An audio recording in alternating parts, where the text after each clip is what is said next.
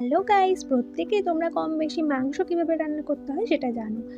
আজকে আমি তোমাদেরকে আমাদের বাড়ি কীভাবে ঘরোয়াভাবে মাংস রান্না হয় সেটার রেসিপি দেখাবো। প্রথমে আমরা এখানে মাংস নিয়ে নিয়েছি কিছু পরিমাণ, তারপরে পেঁয়াজ কাটা এবং যা যা যাবতীয় মশলা লাগে, লঙ্কা গুঁড়ো, আদা পেস্ট, রসুন পেস্ট, গরম মশলা, হলুদ, লবণ সবই একসাথে নিয়ে ভালো করে চিকেনটাকে মেখে নিলাম। তারপরে একটা কড়াইয়ে সর্ষের তেল গরম করতে দিয়ে গরম হয়ে যাওয়ার পর আলু ছেড়ে দিলাম এবং আলুটাকে ভালো করে লাল করে ভেজে নিতে হবে। দেখতে দেখতে ভাজা হয়ে গেল। এবার আলুটাকে আমরা থালাতে উঠিয়ে নেব। এরপর কড়াইয়ের মধ্যে জিরে তেজপাতা দিয়ে ভালো করে নাড়িয়ে নেব। এরপর আগে থেকে যে ম্যারিনেট করে মাংস রাখা ছিল ওগুলোর মধ্যে দিয়ে ভালো করে কষাতে হবে।